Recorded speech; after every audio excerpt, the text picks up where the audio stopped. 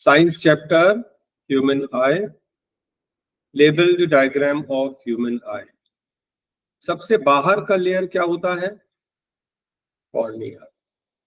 ठीक है, एक ट्रांसपेरेंट लेयर है जिससे रिफ्रैक्शन होता है। और कॉर्निया के बाद नेक्स्ट लेयर क्या आता है आपका? Aqueous humour.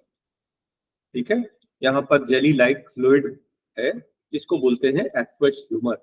एक्वस ह्यूमर के बाद नेक्स्ट क्या आएगा? आइरिस। डिटेल में हम लोग बाद में पढ़ेंगे। एक डायफ्राम है, पूरे 360 डिग्रीज में है ना, गोल गोलाई। और डायफ्राम के बीच में, आइरिस के बीच में क्या होता है? एक होल है, उस होल को बोलते हैं प्यूपल। और प्यूपल, उस होल के अंदर लाइट जाती है किसके ऊपर? लेंस। एक लेंस है, क्रिस्टलाइन लेंस है, क्रिस्टल जैसा लेंस है। ठीक है, और लेंस को दोनों तरफ पकड़ के रखा है किसने? सिलियरी मसल्स है। सिलियरी मसल्स के बाद अंदर जो मैटर है उसको हम क्या बोलते हैं? विट्रिस ह्यूमर। लाइट कहां पर पड़ती है? रेटिना पर। अगर रेटिना पर इमेज फॉर्म हुई तो हमें साफ दिखाई देगी, है ना। तो रेटिना सिर्फ एक इस पॉइंट पर नहीं है, बल्कि पूरे पूरे थ्रू आउट है। केवल एक पॉइंट छोड़कर, इस पॉइंट को छोड़कर यहाँ पर इमेज फॉर्म नहीं होती। इसको क्या बोलते हैं? Blind spot. इसको बोलते हैं ब्लाइंड। ये आपका 9 पॉइंट हो गया, क्योंकि यहां से निकलती है ऑप्टिक नर्व, जो कि कहाँ जाती है? ब्रेन में जाती है। और ब्रेन फिर आपको, हमने जो देखा उसकी इमेज बना लेती है। ठीक है, तो सबसे बाहर है कॉर्निया। कॉर्निया के अंदर आएंगे तो एक्वस ह्यूमर, उसके अंदर आओगे तो आइरिस। आइरिस के बीच में होल है, प्यूपिल। उसके बाद एक क्रिस्टलाइन लेंस है। उसके बाद सिलेरी मसल्स, ऊपर नीचे पकड़ के रखी है मसल्स। लेंस को दोनों तरफ पकड़ के रखी है सिलियरी मसल्स। और उसके बाद अंदर आता है विट्रिस ह्यूमर। विट्रिस ह्यूमर के बाद आएगा आपका रेटिना। रेटिना कंटिन्यूअस पूरे में रेटिना है, एक पॉइंट को छोड़कर, जिसको हम लोग बोलते हैं ब्लाइंड स्पॉट, क्योंकि यहां से निकलती है ऑप्टिक नर्व जो ब्रेन में जाती है। और इससे हम लोग फिर ब्रेन उस चीज की इमेज बना लेता है।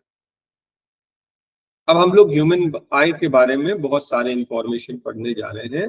ह्यूमन आई का जो डायमीटर होता है approximately 2.3 centimetre, approximately diameter.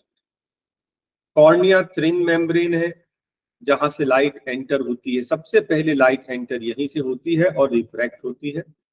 Eye lens transparent crystalline lens होता है, जो कि क्रिस्टलाइन होता है तो फाइबर जेली लाइक सब्सटेंस से बनता है। Convex in nature, convex. Ciliary muscles होती है, मसल्स जो लेंस को होल्ड करके रखती है। ना केवल होल्ड करके रखती है, बल्कि उसको कभी कभी उसको अगर दबा देंगी, है ना, तो उसका कर्वेचर भी चेंज हो जाएगा। Can modify the lens curvature. Detail में आगे पढ़ेंगे। रेटिना क्या है? It acts like a screen. Delicate membrane है, lot of sensitive cells, rod और कोन सेल्स होते हैं। ठीक है, तो इसमें जो इमेज बनती है वो सिग्नल, इमेज यहाँ नहीं बनती है, वो सिग्नल लेके जाता है ब्रेन में। ठीक है, और एक और इम्पॉर्टेंट चीज, रेटिना पर जो इमेज बनती है कैसी बनती है? रियल एंड इन्वर्टेड, उल्टी इमेज बनती है। फिर ये इमेज, ये एक इलेक्ट्रिकल सिग्नल के ब्रेन में जाती है ऑप्टिक नर्व्स के थ्रू। फिर वो आए, उसको क्या करता? ब्रेन उसको सीधा कर लेता, तो हमें सीधा दिखाई देता है। ये एक स्क्रीन जैसा एक्ट करता है। सेंसिटिव सेल्स होते हैं इसमें, रॉड और कोन्स, और इमेज रियल एंड इन्वर्टेड बनाता है। ऑप्टिक नर्व, तो नर्व जो ब्रेन तक मैसेज लेके जाता है इलेक्ट्रिकल सिग्नल के फॉर्म में, उसको बोलते हैं ऑप्टिक नर्व। रेटिना में दो टाइप के सेल्स होते हैं, rods, cones. rods are sensitive in dim light. जैसे आओ, बिल्कुल डिम लाइट, रात के अंधेरे में भी उसको साफ दिखाई देता क्योंकि उसकी आंख में बहुत सारे रॉड्स होते हैं। Cones are sensitive to colour, cone की वजह से हमें चीजें कलरफुल दिखते हैं, लेकिन become active in the bright light, जब लाइट होगी तभी तो कलर दिखेगा, अंधेरे में कलर थोड़ी दिखेगा, है ना। तो कोन्स की वजह से हम लोग वेरियस कलर्स में डिस्टिंग्विश कर सकते हैं। रॉड्स की वजह से हमें डिम लाइट में भी साफ दिखाई देता, अगर किसी के आंख में ज्यादा रॉड्स हो तो डिम लाइट में भी दिखाई देगा, कम रॉड्स होंगे तो डिम लाइट में साफ दिखाई नहीं देगा, जिसको हम लोग नाइट ब्लाइंडनेस बोलते हैं। इसमें ब्राइटनेस रहता, रात के अंधेरे में भी देख सकते हैं, इसमें कलर्स को डिस्टिंग्विश नहीं किया जा सकता, ब्लैक एंड व्हाइट दिखता, समझ लीजिए आप। नॉक्टर्नल एनिमल्स जो रात के अंधेरे में भी देख सकते हैं, है ना, animals which sleep during day and come out at the night. क्यों?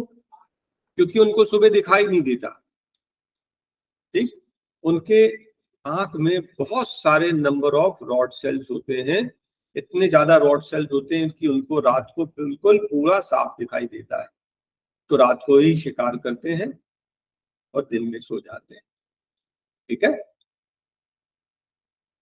Owls don't have cones. That means they are color blind. उनके कोन्स नहीं है, उनको दिखेगा सब कुछ लेकिन कलर ब्लाइंड, वो सिर्फ ब्लैक एंड व्हाइट टाइप का देखेंगे, और हम लोग कलर ब्लाइंड को आगे डिस्कस कर लेंगे।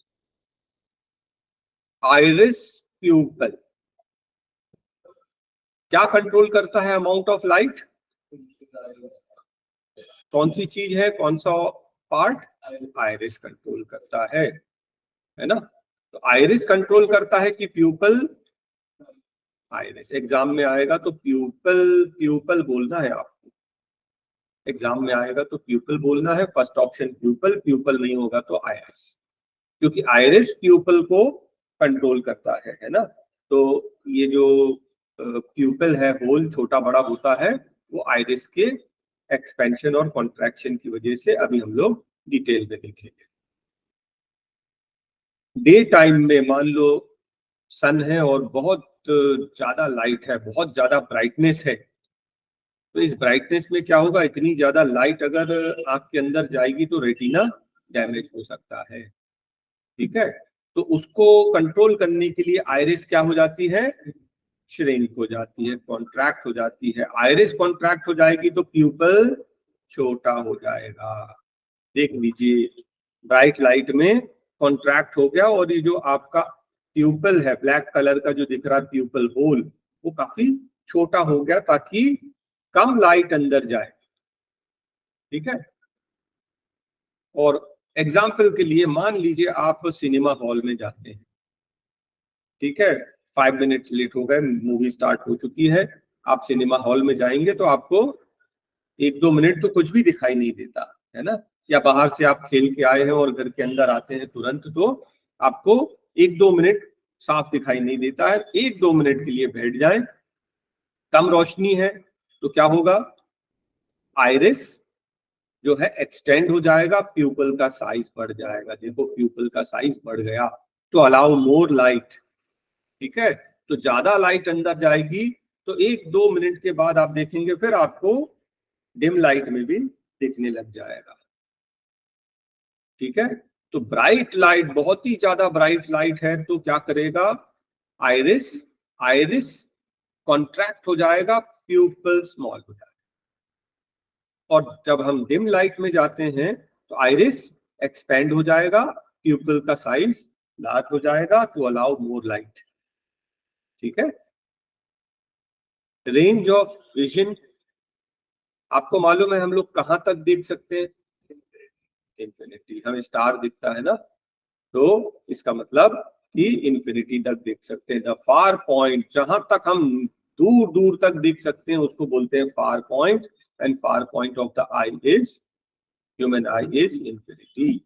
नियर पॉइंट, क्लोज, सबसे पास कहां तक देख सकते हैं, 25 सेंटीमीटर, ठीक है। ऐसा नहीं है कि 25 सेंटीमीटर के पास नहीं देख सकते हैं, लेकिन विदाउट स्ट्रेन, अगर 25 सेंटीमीटर के पास अगर लाओगे आप बुक को और पढ़ना चाहोगे तो फिर पढ़ तो लोगे लेकिन आप अपने आप को स्ट्रेन कर रहे हैं, है ना।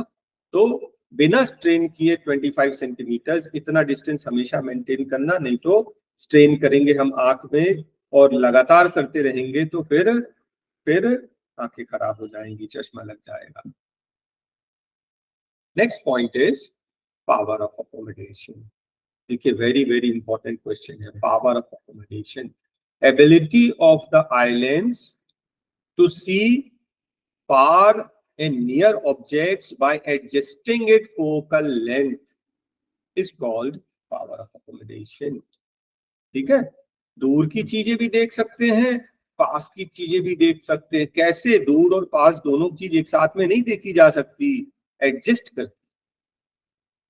ठीक है, जैसे आप देखेंगे बाइनोकुलर्स, आपने बाइनोकुलर्स देखा होगा, टेलीस्कोप देखा होगा। मान लीजिए टेलीस्कोप है, आपने एक टेलीस्कोप से एक सेटिंग करी, इसमें सेटिंग होती है ना, आगे पीछे कर सकते हैं, है ना। एक ऑब्जेक्ट को आपने फोकस कर लिया, फर्स्ट ऑब्जेक्ट को, और आपने देखा कि हाँ इसको क्लियर दिख रहा है ना। उसके बाद आप सेकेंड ऑब्जेक्ट को देखना चाहोगे तो आपको सेटिंग चेंज करनी पड़ेगी। सेम सेटिंग से दूर और पास की दोनों चीजें साफ दिखाई नहीं देती इन बाइनोकुलर्स एंड टेलीस्कोप। जबकि हमारी आंख जो है ना ऑटोमेटिक है, डिजिटल कैमरा टाइप ऑटोमेटिक है। पास की चीज देखने के लिए एडजस्ट कर लेगा, दूर की चीज देखने के लिए फिर से एडजस्ट करेगा। ठीक है, कैसे एडजस्ट करेगा डिटेल में अभी हम लोग नीचे यही पढ़ने जा रहे हैं। जब मसल्स रिलैक्स होती हैं, रिलैक्स पोजीशन, तो फर्स्ट वाली पोजीशन रिलैक्स पोजीशन है कि सेकंड वाली? फर्स्ट वाली मसल्स रिलैक्स है। मसल्स रिलैक्स है मतलब ओरिजिनल पोजीशन पर है, ओरिजिनल पोजीशन पर।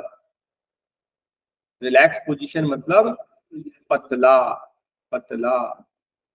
जब रिलैक्स पोजीशन पर है तो लेंस कितना है, कैसा है? पतला, थिन। इसकी फोकल लेंथ क्या है? लार्ज। लेंस जब पतला रहेगा तो फोकल लेंथ ज्यादा होगी, और फोकल लेंथ ज्यादा होगी तो हमें दूर की चीजें दिखाई देंगी, दूर की चीजें दिखाई। मान लीजिए हमें पास की चीज देखनी है, तो पास की चीज देखने के लिए ये जो मसल्स क्या होंगे? कॉन्ट्रैक्ट होंगे। मसल्स कॉन्ट्रैक्ट होंगे तो ऊपर और नीचे से मसल्स ने उसको दबा दिया, दबा दिया तो लेंस कैसा हो गया? थिक। लेंस हो गया थिक, मोटा हो गया। तो लेंस अगर थिक हो गया तो फोकल लेंथ कैसा हो गया? डिक्रीज हो गया। तो हमें पास की चीज दिखाई देगी। फिर से देख लीजिए अच्छे से। अगर आपको हमें दूर की चीज देखना है, अगर हमें दूर की चीज देखना है तो मसल्स क्या होंगी? रिलैक्स। मसल्स रिलैक्स होंगी तो लेंथ हो जाएगा थिन। जब थिन लेंथ हो जाएगा तो उसका फोकल लेंथ इंक्रीज हो जाएगा, तो हमें दूर की चीज दिखाती है।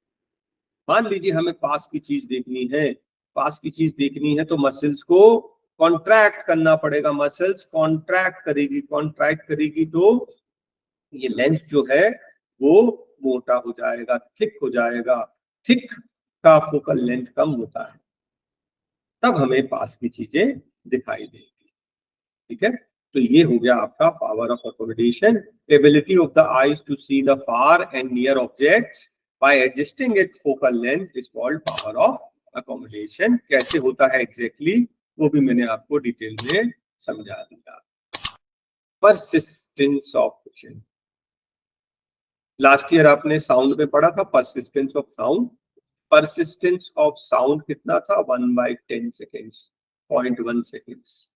हम जो सुनते हैं वो हमारे ब्रेन में रुकता है, 0.1 सेकेंड तक रुकता है, उसके बाद वो वहां से डिलीट होता है ना। उसके बीच में कोई दूसरा साउंड आएगा तो हमें सुनाई नहीं देगा। उसी तरह से persistence of vision is 1/16 of a second. जो भी चीज हम देखते हैं हमारे ब्रेन में 1/16 सेकेंड्स के लिए वो परसिस्ट करता है, वो इमेज बनी रहती है, उसके बाद ही हटती है, उसके बाद ही हमें कोई दूसरी इमेज दिखाई दे सकती है। देखिए एक एक्टिविटी है ये, एक सर्कल ले लिया है, दोनों साइड थ्रेड से बांधा हुआ है ना। और एक तरफ वो केज जैसा स्ट्रक्चर बना लिया है और उसके ऊपर जो है वो हमने बना लिया है अदर साइड में मंकी उल्टा।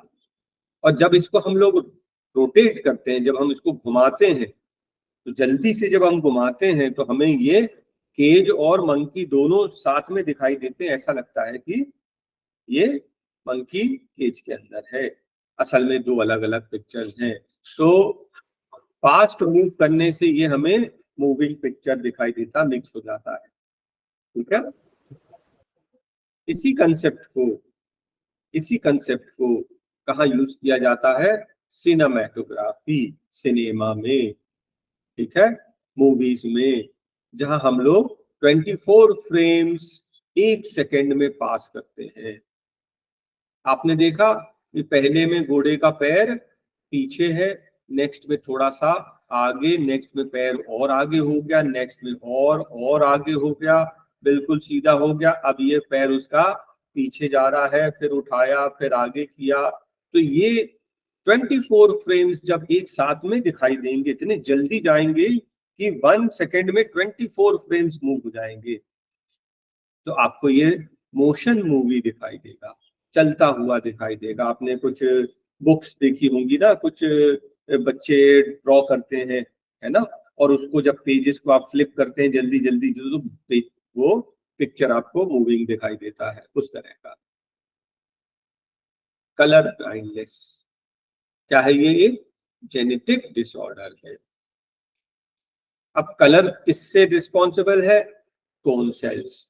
उनके आंख में कोन सेल्स नहीं होते या बहुत कम होते हैं। ऐसा नहीं है उनको सारे, बिल्कुल कोई भी कलर नहीं दिखाई देता, कुछ पर्टिकुलर कलर में उनको बहुत कंफ्यूजन होता है, cannot distinguish between the colours. और क्योंकि उसे रेड और ग्रीन साफ दिखाई नहीं देता, ऐसे लोगों को, कलर ब्लाइंड लोगों को ड्राइविंग लाइसेंस भी नहीं दिया जाता। ठीक है, देखिए ये पिक्चर है कलर ब्लाइंडनेस का। तो आपको जो यहाँ पर फर्स्ट फिगर में कलरफुल दिख रहा है, एक कलर ब्लाइंड को वो अलग अलग शेड्स में दिखेगा, लेकिन रेड ग्रीन ब्लू ये सब नहीं दिखा रहा है ना।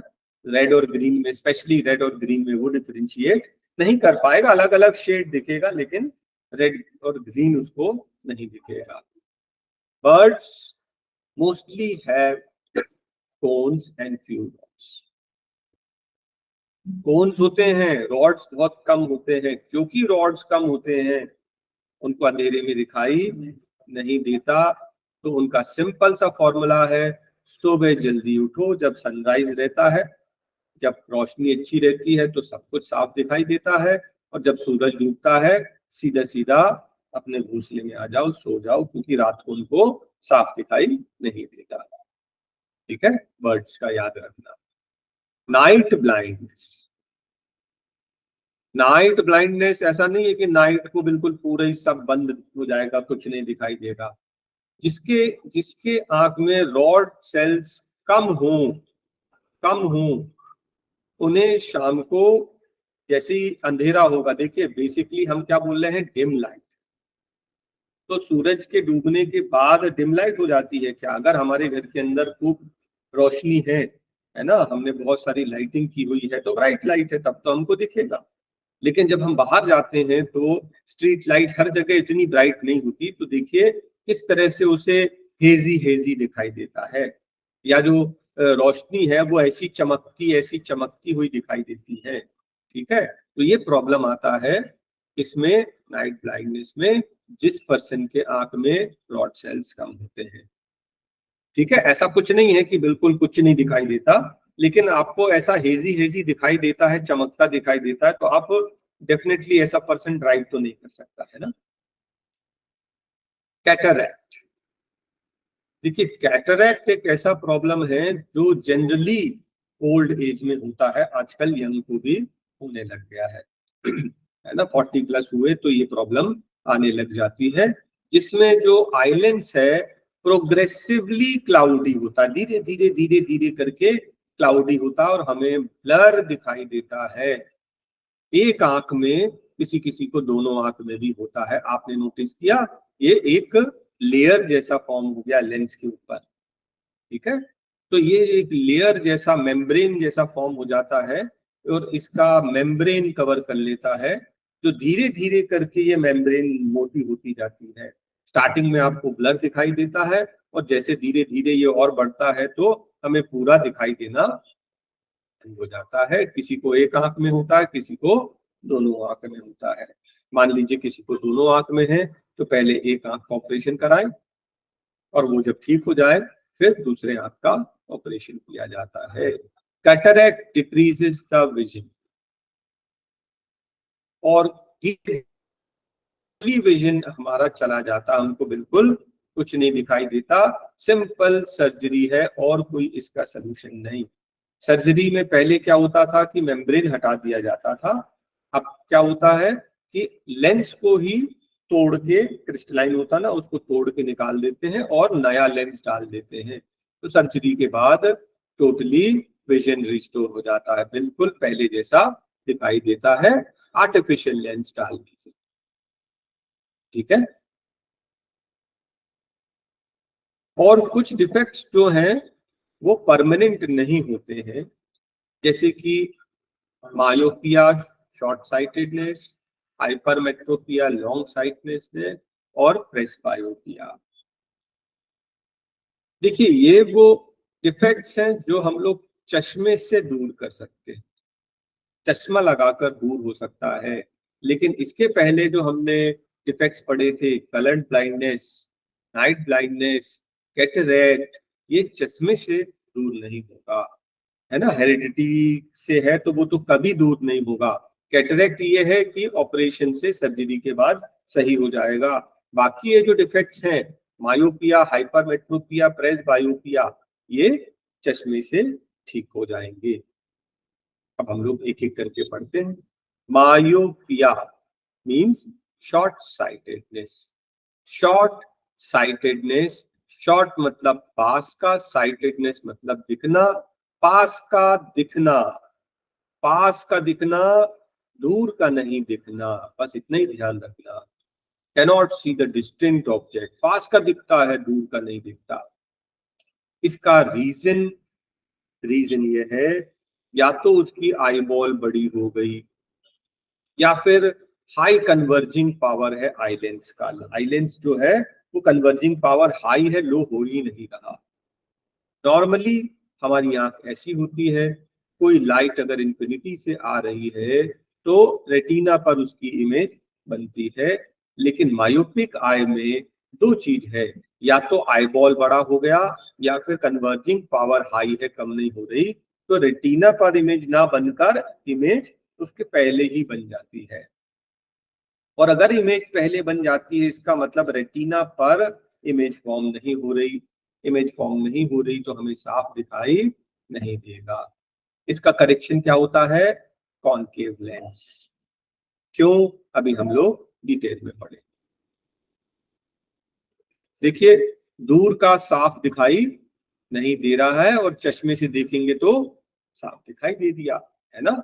तो ऐसे ही दिखता है मायोपिक आई को।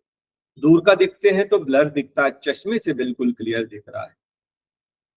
ठीक, अब कैसा चश्मा है अब हम लोग देखेंगे। खुद ही सोचो जरा, कैसा आपको दिख रहा है? ये इमेज कैसी बन रही है? कैसी बन रही है? वर्चुअल इरेक्ट, है ना। और वर्चुअल इरेक्ट और थोड़ा छोटी भी बन रही है, डिमिनिश। तो आपको याद है वर्चुअल इरेक्ट डिमिनिश किसमें बनता था? Concave lens. तो इसका करेक्शन जो है वो कॉनकेव लेंस है, ठीक है ना। और हम लोग आगे देखते हैं। जनरली होता ये है कि पैरेलल लाइट जो आती है वो वो रेटिना पर पड़ती है ना। लेकिन प्रॉब्लम हो गया, उसका फार पॉइंट जो है पास आ गया है। फार पॉइंट क्या हो गया? पास आ गया। इन्फिनिटी होना चाहिए था तो इन्फिनिटी तक जा ही नहीं रहा ना। अगर उसकी इमेज यहां देखेंगे तो पास बनेगी, है ना। तो इन्फिनिटी से आ रही है इमेज, तो इमेज पहले ही बन गई, रेटिना पर बननी थी। उसका फार पॉइंट कहाँ है? पास आ गया है, इन्फिनिटी होना चाहिए। हम इसको दूर कर देंगे फार पॉइंट को। कैसे? तो हमने एक कॉनकेव लेंस ले लिया है। कॉनकेव लेंस में ये क्या करता है? कॉनकेव डाइवर्ज करता है। डाइवर्ज करेगा तो इसकी इमेज को और दूर कर देगा, ठीक है, जैसे कि लाइट इंफिनिटी से आ रही है, ठीक है। तो कॉन्केव लेंस ने क्या किया, लाइट को डाइवर्ज कर दिया, डाइवर्ज कर दिया तो और दूर चली गई, और दूर चली गई तो इमेज पास नहीं बल्कि रेटिना पर फॉर्म होने लगी, जैसे ओरिजिनली होना था कि इंफिनिटी से लाइट आती है तो उसकी इमेज रेटिना पर पड़ गई है। एग्जैक्टली वो ही होने लगा अब by the application of concave, ठीक है।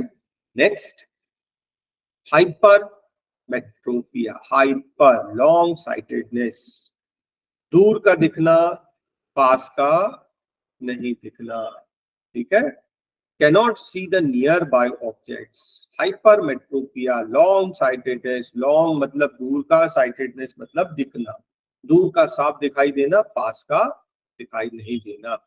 अब आपको मालूम है कि नियर पॉइंट 25 सेंटीमीटर होता है, और क्या कारण है, या तो आई बॉल छोटी हो गई हो, या तो लो कन्वर्जिंग पावर, इसका कन्वर्जिंग पावर लो हो गया, हाई नहीं हो पा रहा, हो सकता है एज के साथ में मसल्स वीक हो गई हो, है ना।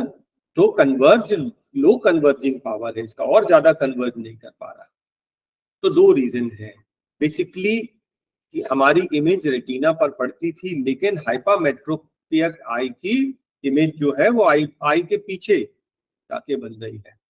अब कुछ ऐसा करना है कि इसकी इमेज वापस रेटिना पर आ जाए, ठीक है। तो उसके लिए हम लोग देखेंगे क्या करना है, ठीक है। देखें, ये आप बहुत हेजी दिख रहा है, हमने एक लेंस रख दिया तो हमें साफ दिखाई देने लगा। तो आपको ये तो समझ में आ ही रहा है कि ये कौन सा लेंस है ना, कौन सा है, कॉन्वेक्स लेंस। कैसे पता चला, ये तो मैग्नीफाइंग लेंस है ना, ये तो सिंपल मैग्नीफाइंग लेंस है, तो सिंपल मैग्नीफाइंग लेंस ही तो कॉन्वेक्स होता। देखो ये लेंस लगते हैं मैग्नीफाई तो बड़ा बड़ा दिखता, तो ये कॉन्वेक्स लेंस है, ठीक है। जो चीजें उसे ब्लर दिख रही थी वो अब साफ दिखाई देने लगी, और डिटेल में देखेंगे। तो हो क्या रहा है, उसको नियर पॉइंट की चीजें 25 सेंटीमीटर दूर रखी चीज की इमेज उसकी आंख के दूर जा रही है, रेटिना के पीछे जाके बन रही है, नॉट इन फ्रंट, बिहाइंड, ठीक। कुछ ऐसा करना है कि इसकी इमेज वापस रेटिना पर पड़ने लगे।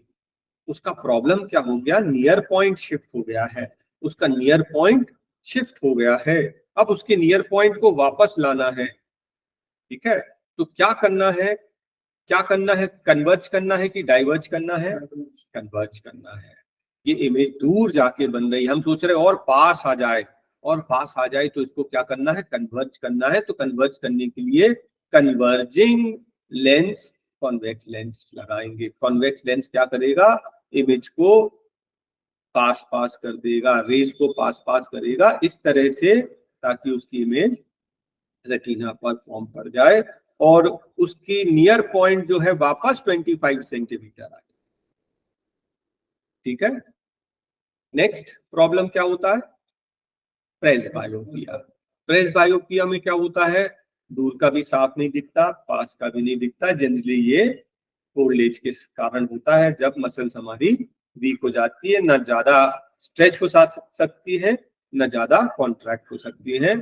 तो उस केस में हम लोग बाय फोकल लेंस यूज करते हैं। एक ही लेंस में दो लेंस का कॉम्बिनेशन होता है। ऊपर से कहाँ का देखना है, फार, और नीचे से कहाँ का देखना है, नियर। तो ऊपर से फार का देखना मतलब ऊपर वाला कौन सा लेंस है, कॉनकेव, और नीचे पास का देखना है, तो पास के देखने के लिए तो हमें मालूम ही है कॉन्वेक्स, जो कि मैग्नीफाइंग ग्लास होता है वो है। तो ये हो गया बायफोकल लेंथ, किस प्रॉब्लम में, प्रेस बायोपिया। और बायफोकल लेंथ यूज नहीं करना है तो आजकल लेटेस्ट ग्लासेस आ गए हैं जिसको हम प्रोग्रेसिव लेंस कहते हैं। तो प्रोग्रेसिव लेंस में ये ऊपर का देखने के लिए, दूर का देखने के लिए, ये थोड़ा इंटरमीडिएट देखने के लिए, ये पास का देखने के लिए इस तरह से डिजाइन किया है। लेटेस्ट प्रोग्रेसिव लेंस कहलाते हैं। समराइज कर लें, मायोपिया शॉर्ट साइटेडनेस है ना, छोटा नाम है तो शॉर्ट साइटेडनेस, पास का दिखता दूर का नहीं दिखता। हाइपरमेट्रोपिया बड़ा नाम है। फार साइटेडनेस, दूर का दिखता है पास का नहीं दिखता। और प्रेसबायोपिया में दोनों का प्रॉब्लम है, दूर और पास दोनों नहीं दिखाई देते साफ। मायोपिया में रेटिना के सामने बनती है इमेज, इसमें रेटिना के पीछे बनती है, इसमें तो दोनों का प्रॉब्लम है। ठीक है। कॉनकेव लेंस करेक्शन है, इसका कॉन्वेक्स लेंस करेक्शन है, इसका करेक्शन बाइफोकल लेंस है। ठीक है। कॉजेज क्या है, या तो आई बॉल बड़ी हो गई या फिर कन्वर्जिंग पावर जो है वो हाई है। हाइपरमेट्रोपिया में या तो आई बॉल छोटी हो गई या कन्वर्जिंग पावर जो है वो कम हो गया। और प्रेसबायोपिया में due to the weakening of the ciliary muscles, old age के साथ में जनरली ओल्ड एज में होता है कि हमारी मसल्स वीक हो जाती है, ना पूरी कंप्रेस होती है ना पूरी रिलैक्स होती है। इससे हमें ना दूर का साफ दिखाई देता है ना साफ का जनरली, और पर्सन टू पर्सन भी डिपेंड करता है। Why do have two eyes? दो आंख का क्या फायदा है? एक आंख से हमें 150 डिग्रीज दिखाई देता है और दो आंख से 180 डिग्रीज देख सकते हैं। ठीक है। तो एक आंख से अगर आप एक आंख बंद करके देखेंगे तो आप सिर्फ 150 डिग्रीज देख सकते हैं। दोनों आंख मिलाकर 180, मतलब एक एंड से दूसरे एंड पूरा आपको, एक एंड से दूसरे एंड दोनों आंख से देखेंगे तो पहली आंख से इतना दिखेगा, दूसरी आंख से इतना दिखेगा, दोनों मिलाकर इतना देख लेंगे। ठीक है। एनिमल ऑफ प्रे जो होते हैं, प्रे एनिमल्स मतलब जिनका शिकार किया जाता है, और दूसरे क्या होते हैं, प्रीडेटर्स। तो प्रे एनिमल्स की आंखें कहाँ होती हैं, ऑपोजिट साइड। प्रे एनिमल्स की आंखें एक यहां तो एक यहां। इससे क्या होता है, इनका विजन जो है काफी बड़ा, 150 तो करीब करीब 300 डिग्री तक ये देख लेते हैं प्रे एनिमल्स। प्रीडेटर्स की आंखें सामने होती हैं, साइड साइड नहीं होती, तो इनका ज्यादा विजन नहीं है। ठीक है। प्री एनिमल्स की आंखें दो साइड होने से इनका विजन ज्यादा हो जाता है, और फायदा ये है कि ये चारों तरफ देख सकते हैं, और थोड़ा सा मुंडी घुमा ली तो पूरा 360 डिग्रीज देख लेंगे कि आसपास कोई खतरा तो नहीं है। ठीक है। दो आईज होने से एक और इम्पॉर्टेंट फायदा है कि डिस्टेंस जज होती। ठीक है। एक आंख से डिस्टेंस देखिए, एक आंख से, एक इस आंख से आप इसको देखोगे तो अलग इमेज बनेगी। ठीक है। एक आंख बंद करके इसकी इमेज अलग बनेगी, है ना, कप यहाँ है, इधर देखोगे इसकी इमेज बनेगी, इधर से देखोगे इसकी इमेज यहाँ बनेगी। एक आंख बंद करके जब आप देखते हैं तो इसी कप की दो इमेज अलग अलग बन सकती है ना। जब दोनों आंख हम खुली रखते हैं तो दोनों इमेजेस को वो कंबाइन कर लेता है, प्लस वो डिस्टेंस भी जज कर लेता है कि ये एग्जैक्टली कितनी दूर है। ठीक है। अब अगर आप सोचोगे कि एक आंख बंद करके कोई काम कर ले, कोई आप स्टिक लेके किसी चीज को मार दें, एग्जैक्टली लग जाए, या फिर आप देखो ये टी डाल रहे हैं कप में और एक आंख बंद करके, तो हमें डिस्टेंस जज नहीं होता है, वो चाय गिर जाएगी। दो आंख क्या करता है, दोनों आंख मिलाकर कोऑर्डिनेट करके हमें डिस्टेंस जज करने में हेल्प करते हैं। अब क्या आ गए हम लोग, प्रिज्म। ठीक है। प्रिज्म में और ग्लास स्लैब में फर्क देखना है। ग्लास स्लैब में जो दोनों रिफ्लेक्टिंग सरफेसेस हैं दोनों पैरेलल होते हैं, जबकि यहाँ पर एक रिफ्लेक्टिंग सरफेस यहाँ है और एक यहाँ है, ये दोनों पैरेलल नहीं है। इसी वजह से जब ग्लास में रे जाती है तो बेंड होके बाहर निकल के फिर जो आती है, तो ये दोनों इंसिडेंट और इमर्जेंट पैरेलल होती हैं। क्योंकि इनके रिफ्लेक्टिंग सरफेसेस पैरेलल थे। प्रिज्म में ऐसा नहीं होता। सबसे पहले ये कौन सी रे है? Incident ray. ग्रीन लाइन से बनाया है नॉर्मल, उनके बीच में एंगल ऑफ इंसिडेंस। फिर ये रेयरर मीडियम से डेंसर मीडियम में जा रही है, bend towards the normal, bend हो गई नॉर्मल। फिर आगे देखिए ये क्या है? Angle of refraction. ठीक है, ये लाइट और आगे जाती है, अब ये डेंसर से रेयरर में जा रही है, it will bend away from the normal. देखिए अवे आ गई, इसको बोलते हैं इमर्जेंट रे, इसको बोलते हैं रिफ्रैक्टेड रे। ठीक है, इंसिडेंट रे ये जा रही है, ये इंसिडेंट रे जा रही है सीधी, अगर जाती तो ये सीधी ऐसी जाती, लेकिन ये बेंड हो गई है क्योंकि डेंसर रेयरर मीडियम से डेंसर मीडियम में जाया और फिर डेंसर से रेयरर में जा रहा है, तो अवे फ्रॉम द नॉर्मल। और अगर हम लोग इमर्जेंट को पीछे करें और इंसिडेंट को आगे करें तो आप देखेंगे इन दोनों के बीच का angle, that is angle of deviation. एक चीज था एंगल ऑफ इंसिडेंस, ये है। दूसरा था एंगल ऑफ रिफ्रैक्शन, ये है। नेक्स्ट था एंगल ऑफ इमर्जेंस, ये है, इमर्जेंट रे और नॉर्मल के बीच में। और एक नया एंगल है एंगल ऑफ डिविएशन, मतलब angle of deviation is the angle between the incident ray and the emergent रे। इंसिडेंट रे ये सीधी जा रही है, इमर्जेंट रे ये जा रही है, इसको पीछे करेंगे तो इनके बीच में इतना एंगल का डिविएट, ये लाइट जो है सीधे न जाकर इतने एंगल से बेंड हो गई, this is angle of deviation. Practical भी आपको कराते हैं ये इसका, तो आपको angle of incidence, angle of refraction, angle of emergence और एंगल ऑफ डिविएशन ये आपको कैलकुलेट करना होता है।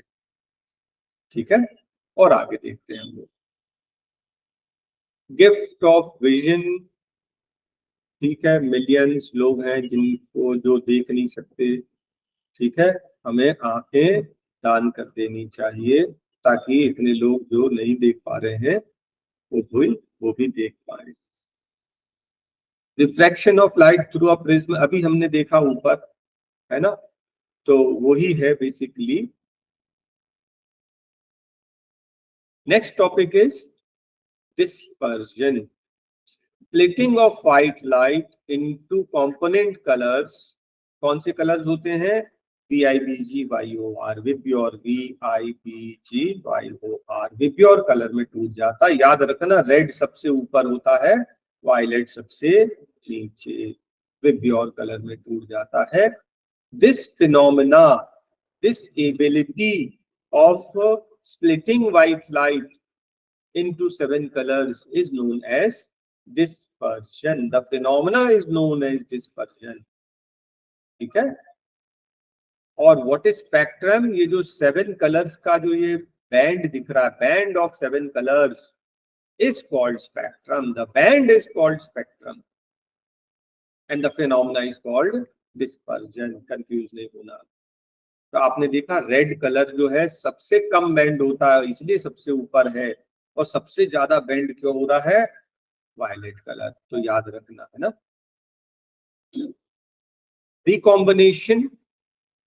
रिकॉम्बिनेशन में मान लीजिए फर्स्ट व्हाइट लाइट जा रही है और उसने प्रिज्म ने क्या किया, उसको 7 कलर्स में तोड़ दिया। ठीक है, एक उल्टा प्रिज्म आप रख देंगे तो ये जो उल्टा प्रिज्म है ये 7 कलर्स को रिकम्बाइन करके वापस व्हाइट लाइट में कन्वर्ट कर देगा। ठीक है, this is called recombination of the spectrum. क्या है ये? रेनबो। कैसे बनता है रेनबो? तो रेनबो के लिए समझ लीजिए, ये जो एक वाटर ड्रॉपलेट है ये बिल्कुल प्रिज्म जैसा एक्ट करता है, एक छोटा सा प्रिज्म जैसा। ये लाइट गई, व्हाइट लाइट, ये 7 कलर्स में टूट जाएगी तो ये 7 कलर्स में स्प्लिट हो जाता है। अक्सर रेनबो तब बनता है जब धूप हो और थोड़ी सी बारिश हो जाए। ठीक है, तो एटमॉस्फेयर में रेन ड्रॉप्स चाहिए, ये जो रेन ड्रॉप्स हैं यही एक्ट करेंगे लाइक स्मॉल प्रिज्म और व्हाइट लाइट को 7 कलर्स में ब्रेक कर देंगे। ठीक है, ये पूरा कंबाइन करके रेनबो बनेगा। तो रेनबो बनेगा तो सबसे बाहर रेड कलर, सबसे अंदर वायलेट कलर होगा। ठीक है, एक और इमेज है, ये प्रीवियस इमेज उससे अच्छी थी तो इसकी जरूरत नहीं। Rainbow is a natural spectrum appears in the sky after rain shower. The water droplets split white light into 7 colors. The rainbow is formed direction opposite to the sun. Position of red is at the top. Atmospheric refraction. Atmospheric refraction आपके 2-3 topic में काम आएगा। Atmospheric refraction मतलब atmosphere में जो refraction हो रहा है। ठीक है, तो एटमॉस्फेयर में रिफ्रैक्शन कैसे हो रहा है देख लीजिए। ये हमारा अर्थ है, अर्थ के बाहर एटमॉस्फेयर है, और एटमॉस्फेयर में आपको पता ही होगा कि मान लीजिए ये लैंड है, इसके ऊपर एयर है, उसके ऊपर भी एयर है। मान लीजिए हम 2, 4, 5 लेयर की बात कर लें तो आपको मालूम है सबसे ज्यादा डेंस एयर कहाँ होगी? सबसे नीचे डेंस। जो हवा ठंडी होती है, भारी हवा, वो ठंडी हवा भारी होती नीचे की तरफ रहेगी। उसके ऊपर जो रहेगी हवा उससे थोड़ी सी कम डेंस, उसके ऊपर जो एयर रहेगी वो रेयर होगा, उसके ऊपर वेरी रेयर होगा। ठीक है, तो ऐसा समझ लीजिए कि ये क्या है, ये 4 लेयर्स हैं एटमॉस्फेयर के। ठीक है, इन सबकी डेंसिटी अलग अलग है, और अगर अलग अलग डेंसिटी होगी तो बेंडिंग भी होगी।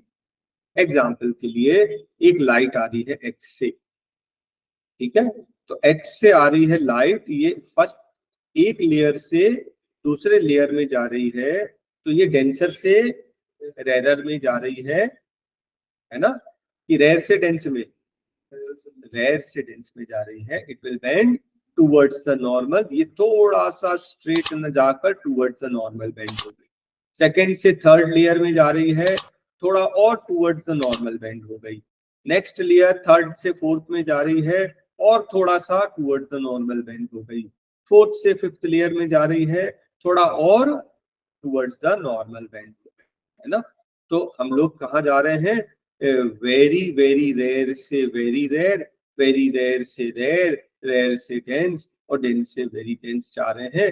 तो जब भी रेयर मीडियम से डेंसर मीडियम जाते हैं, light bends towards the normal. ये लास्ट वाला पार्ट देख लो, ओ क्यू। अब हमें क्या होता है? हमें इल्यूजन होता है। ठीक है, इंसान को इल्यूजन होता है, उसे लगता है कि वो सीधा देख रहा है। तो ये जो लास्ट लाइन है ओ और क्यू, इसको स्ट्रेट लाइन समझकर वो सोचता है कि ऑब्जेक्ट यहाँ पर है। ठीक है, हमें लगता है कि हम लोग सीधा देखते हैं, ओ क्यू को ज्वाइन करके वो सीधी इमेज बना लेता है, और उसको लगता है कि सन यहाँ पर है, या स्टार यहाँ पर है, या प्लैनेट्स यहाँ पर है। ठीक है, इसको बोलते हैं एटमॉस्फेरिक रिफ्रैक्शन। और याद रखना, atmospheric refraction is multiple atmospheric refraction. Atmospheric refraction हो रहा, वो भी एक नहीं कई बार हो रहा है। तो एटमॉस्फेरिक रिफ्रैक्शन के साथ में अगर ये वर्ड यूज कर ले, मल्टीपल एटमॉस्फेरिक रिफ्रैक्शन, तो और अच्छा।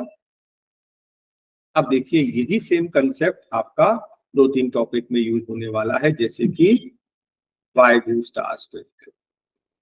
ठीक है, व्हाई डू स्टार्स ट्विंकल। तो स्टार्स ट्विंकल क्यों करते हैं वो हम लोग पढ़ने जा रहे हैं।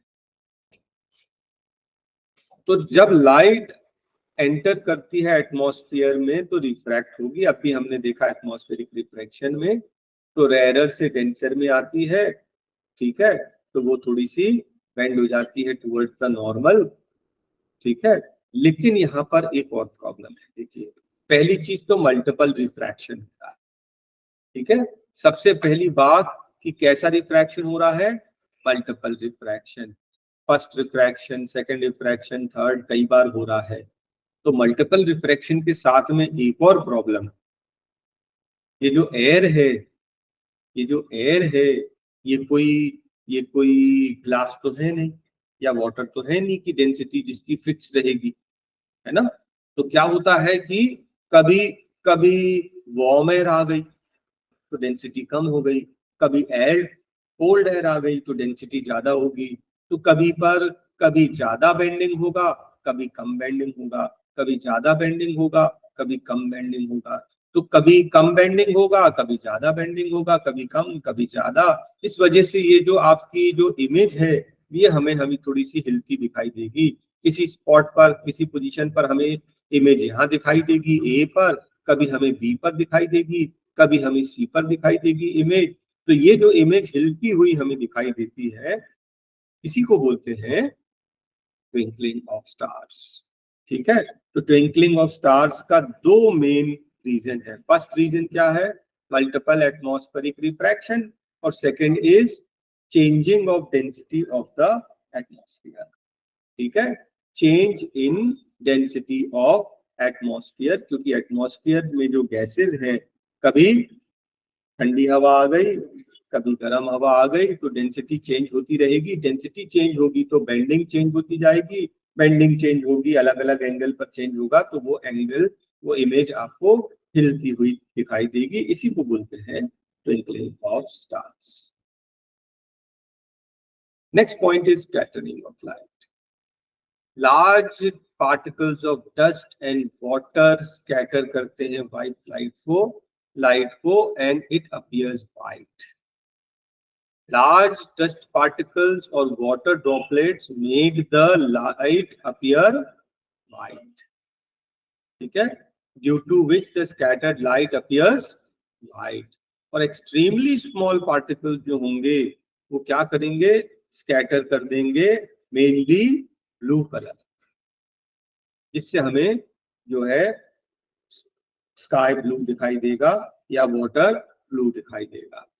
ठीक है, ये देखिए लाइट जो आ रही है सन से वो डस्ट पार्टिकल से, वाटर ड्रॉपलेट से स्कैटर होगी। ठीक है, तो कभी जो वेरी स्मॉल पार्टिकल्स हैं उससे स्कैटर होगी तो ब्लू कलर स्कैटर हो जाएगा, इसलिए स्काई अपीयर्स ब्लू। ठीक है, रेड का भी हम लोग नीचे अलग देखेंगे कि why sky appears red. Red कब दिख रहा है? सनराइज या सनसेट के समय। इसका रीजन हम लोग अभी नीचे देखने वाले हैं। स्काई अपीयर्स ब्लू क्यों? क्योंकि जो स्मॉल पार्टिकल्स हैं वो ब्लू कलर को स्कैटर करते हैं, तो हमारे आंख में ब्लू कलर आता है, तो ब्लू कलर दिखाई देता है। अगर हम लोग एटमॉस्फेयर के बाहर हैं, स्पेस में हैं, तो वहां तो लाइट है ही नहीं, तो लाइट ही नहीं है तो स्कैटरिंग का सवाल ही नहीं होगा, तो ब्लू हमें स्काई ब्लैक कलर दिखाई देगा। अच्छा, sky appears red during sunrise sunset. ये फिगर देखिए जो नीचे बना हुआ है, तो सन जब आफ्टरनून में है तो हमसे डिस्टेंस जो है इसकी थोड़ी कम है compare to the distance in the morning and evening. याद रखना, मॉर्निंग इवनिंग का डिस्टेंस जो है आफ्टरनून के डिस्टेंस से कम होता है। तो मॉर्निंग इवनिंग लाइट को काफी ज्यादा डिस्टेंस ट्रेवल करना पड़ता है। ठीक है, light has to pass large distance, और लार्ज डिस्टेंस में क्या होगा? जैसे आपको मालूम है VIBGYOR, लार्ज डिस्टेंस में धीरे धीरे violet, indigo, blue, yellow, red, ये सारे कलर स्कैटर हो जाएंगे, केवल रेड कलर बचेगा, इसलिए हमें रेड कलर दिखाई देता है। ठीक है, डिस्टेंस ज्यादा होने की वजह से बाकी सारे कलर फेड हो जाएंगे, केवल रेड बचेगा, इसलिए sun appears red in the morning and evening. Sunrise sunset के समय देख लीजिए ऐसा दिखाई देता है। Next topic is early sunrise till late sunset. Exactly जो अभी हमने पढ़ा था ना एटमॉस्फेरिक रिफ्रैक्शन, ये वही है एटमॉस्फेरिक रिफ्रैक्शन। सन एक्चुअली यहाँ है, लाइट जा रही है सन की, फर्स्ट रिफ्रैक्शन है ना, वेरी रेयर से रेयर में जा रही है टुवर्ड्स द नॉर्मल, फिर बेंड हुई रेयर से डेंस में वेरी, ठीक है, और उसके बाद डेंस से वेरी डेंस में, तो 3 बार 4 बार वो बेंड हो गई टुवर्ड्स द नॉर्मल। फाइनली समझ लीजिए ये O है, ये A है। ठीक है, ये पॉइंट B था, ये पॉइंट C है, तो C से बेंड हुआ B में, B से बेंड हुआ A में। हमें लगता है कि हम सीधा देखते हैं और आंख इसकी, ब्रेन इसकी इमेज सीधा ऐसा बना देता है, हमें दिखता है कि ये ऑब्जेक्ट जो है एक्चुअली यहाँ है, लेकिन ये इसकी इमेज है, एक्चुअली वो नीचे है। जब वो बोल रहे हैं अर्ली सनराइज डिले सनसेट का मतलब ये हुआ कि मान लीजिए यहाँ पर एक पहाड़ है, ऐसा ये पहाड़ है ना, तो पहाड़ अगर है तो नीचे वाला सन तो हमको दिखना ही नहीं चाहिए था। इस पोजीशन पे ये पहाड़ के पीछे है, हिल के पीछे है, तो ये सन तो हमें दिखना ही नहीं चाहिए था, लेकिन लाइट जो है बेंड होके ऐसे घूम के आ रही, ठीक है, पहाड़ के ऊपर से आ रही है, और हमें लगता है कि हम तो सीधा देखते हैं, पहाड़ के पीछे कैसे हो सकता है, आप समझ रहे हैं। तो ये मल्टीपल रिफ्रैक्शन की वजह से ऐसा हो गया, और हमें इमेज सन की यहाँ दिख रही है, एक्चुअली वो सन नीचे है। इसी चीज को हम बोलते हैं अर्ली सनराइज। तो एक्चुअली वो सन अर्ली सनराइज मतलब असल में उगने के 2 मिनट पहले हमें दिखाई दे देता है, सेम वे डूबने के 2 मिनट बाद तक दिखाई देता है, मतलब 2 + 2 4 मिनट्स हमें एक्स्ट्रा देखने मिलता है सन, ठीक है। रेड कलर जो है डेंजर सिग्नल क्यों बनाते हैं, सारे डेंजर सिग्नल जो है रेड कलर ही क्यों होते हैं, उसका रीजन ये है VIPGYOR लार्ज डिस्टेंस होने की वजह से। देखिए रेड कलर का मैक्सिमम वेवलेंथ होता है, ये स्कैटर नहीं हो पाता, बहुत ज्यादा दूर भी अगर होगा डेंजर सिग्नल तो VIBGY ये सब जो है स्कैटर हो जाएंगे, लेकिन रेड का वेवलेंथ सबसे ज्यादा है, ये स्कैटर नहीं होता, हमें बहुत दूर से भी रेड कलर साफ दिखाई देता है। यही रीजन है कि red colour is used as a danger signal, ठीक है।